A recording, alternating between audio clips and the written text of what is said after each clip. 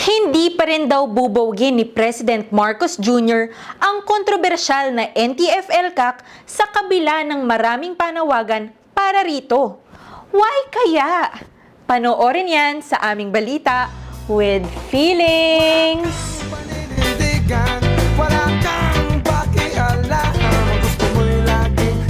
Sagot dyan, no, hindi namin i-abolish ang NTF-ELCAC.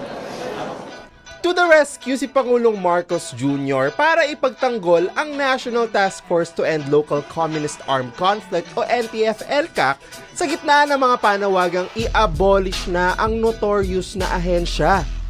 Kaugnay ito ng Supreme Court ruling na nagsasabing banta sa buhay at seguridad ang red tagging. Tinaguri ang red tagging factory ang NTF-ELCAC na kung ano-anong kwento ang ginagawa laban sa mga aktivista, journalists at iba pang kritiko ng pamahalaan. Matagal lang nananawagan ang human rights advocates na i-abolish ang NTF-ELCAC. In fact, dalawang United Nations Special Rapporteur na ang magkasunod na nagrekomendang buwagin ang ahensya. Pero sabi naman ng mga opisyal ng NTF-ELCAC, hindi naman daw red tagging ang ginagawa nila. Ha? Ano to? Ito pa. Tapos, ito. Hay, nakaka-stress.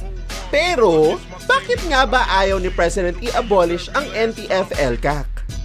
Gusto niya na magkaroon pa rin ng NTF-ELCAC, gusto niya na magkaroon pa rin ng repression sa mga activists, mga advocates, at mga community organizers.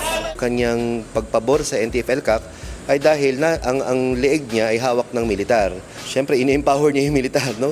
Liligawan niya ang militar para manatili ang suporta sa kanya. Isang malaking takdong niya at depensa ang NTF-ELCAC. Ayaw itigil itong NTF-ELCAC dahil paparating na naman ang eleksyon at kailangan maprotektahan yung interes ng gobyerno na siya pa rin ang manatili sa poder. Kaya naman pala.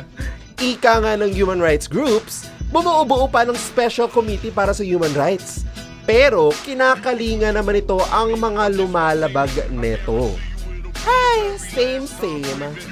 O siya, hanggang sa susunod na balita with